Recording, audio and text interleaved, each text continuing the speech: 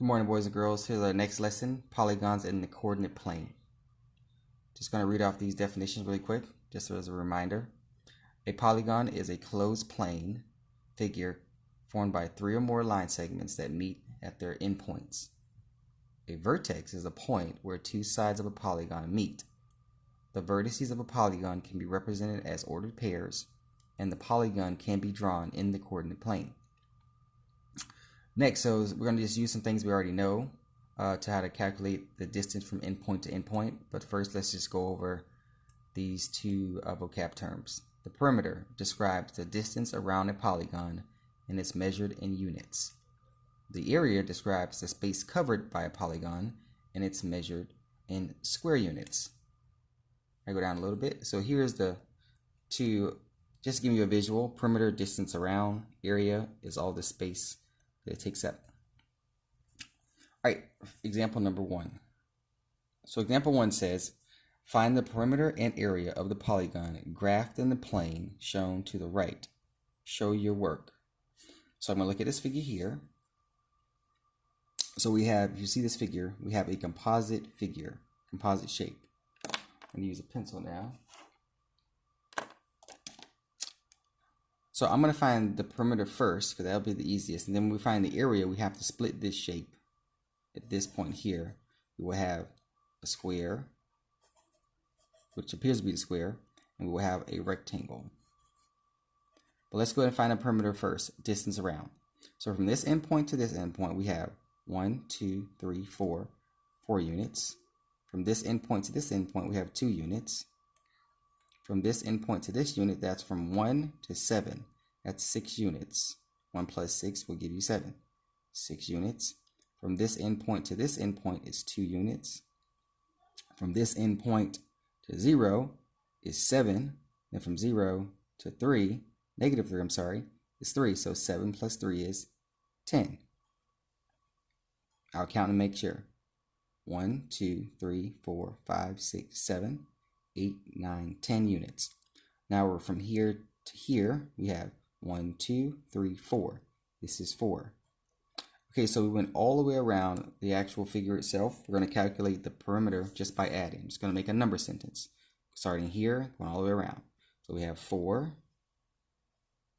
plus 2 plus 6 plus 2 plus 10 plus 4.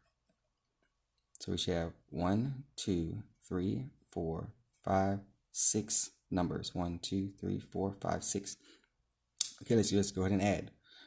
I want to make this simple, counting by using tens. So 4 and 6 will give me 10. 10 plus 10 is 20. 24, 26, 28.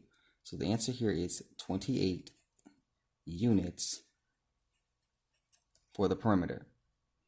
All right, let's go ahead and find the area of this shape. All right, let's zoom back into the figure. All right, so we have, like I said, we have to find the area of a square or a rectangle or a parallelogram, we use base times the height. Like I said, it did look like a square, and it turns out it is actually a square because all the sides are the same. So the base of this is 4. The height of it is also 4. So 4 by 4 will give us a 16 square units for this square.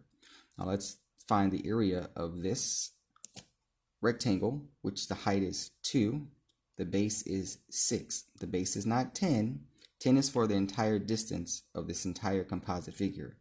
We have to stop at 6 because it's from here to here, gives us a base 1 is 6, also base 2 is also 6. All right, so let's go ahead and find the total for this rectangle. 6 times 2 gives us 12 units. Now, our composite shape has been broken down into regular shapes. We're now going to just add these two areas we just found. So 16 plus 12 equals 16 plus 12 also equals 28 square units. All right, I'm going to go ahead and flip over to the next example. That was example number 1. All right, see if you can do number 2 and 3 on your own. You can pause the video at any time. I'm going to continue. All right, here's question number 2. All right, example 2 says, example 2. The coordinate grid below shows the path Tommy followed when he walked from his home at 0, 0 to various locations and back home again. If each grid square represents 1 block, how many blocks did he walk? Okay, so these things have already been plotted here for you over here. I'm just going to darken this so you can see. So we're referring to this. So he started here, he walked all the way back home. Now we have to, again, think about what we just did with the figure of the composite shape. We have to just find how many blocks he walked. We're assuming that each one of these squares is 1 block. So from here, 1, 2, 3, 4, 5, that's 5 blocks. Here, 1, 2, that's 2 blocks. 1, 2, that's another 2 blocks. 1, 2, another 2 blocks. That's a 7 to 0 is 7 blocks. I'll just count them. 1, 2, 3, 4, 5, 6, 7. 7 blocks. And then from here to 4 will be 4 blocks. 1, 2, 3, 4. 4. Okay, we're accounting for the entire distance around this shape. This is where he walked. We're counting these blocks. So just add this again. We have 5 plus 2 plus 2 plus 2 plus 7 plus 4. All right, so let's go ahead and so we have 1, 2, 3, 4, 5, 6. 1, 2, 3, 4, 5, 6. Okay, everything's been accounted for. We just need to add properly.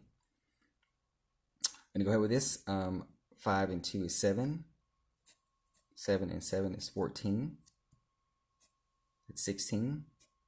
18. 18 plus 4 is 22 blocks, which is also equivalent to the perimeter. All right, let's go down to example number 3. All right, here's example 3. Ravel wants to buy a fence around his backyard. The shape of his backyard is shown on the coordinate plane, where each unit represents 1 foot. Okay, how many feet of fence does Ravel need? So we're finding feet of fence, that's perimeter. And we're going to show our work to calculate this. So same concept again, we have a composite shape here, but that's only for the area. So when you're finding the perimeter, it's just distance around. So let's continue to do the same process. All right, I'm going to start here, and I'm going to go all the way around and end up here. All right, so we have 1, 2, 3. So this is 3 units. 1, 2, 3, 4, 5. This is 5, this side length. From this endpoint to this endpoint is 1, 2, 3, 4, 5, 5 units.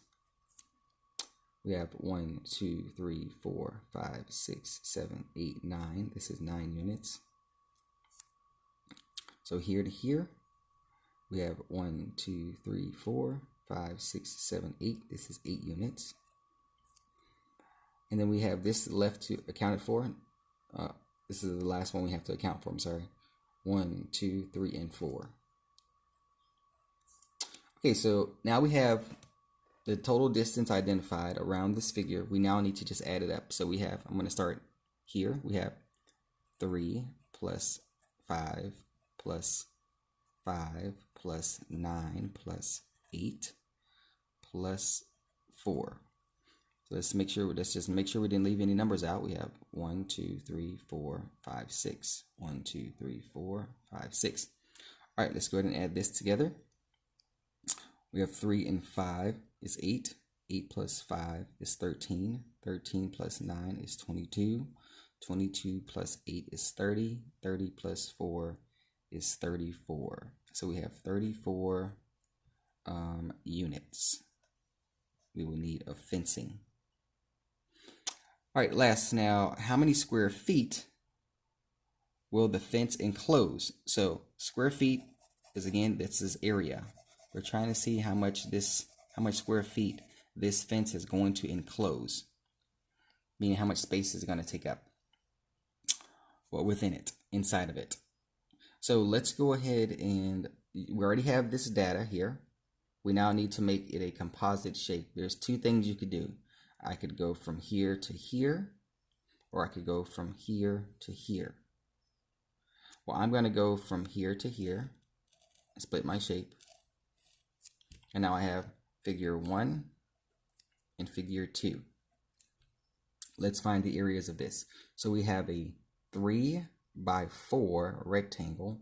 3 times 4 is 12. So that's one shape. Now we have another rectangle that is a 9 by, it's not 8, you have to go to the top. It doesn't go all the way from here to here. This shape now ends here. So from here to here, the distance is not 8. You gotta look at the opposite, which is 5. So we have a 9 by 5 rectangle. 9 times 5, 45. So I'm gonna add these two products. 45 plus 12 gives us a total of 57 square units.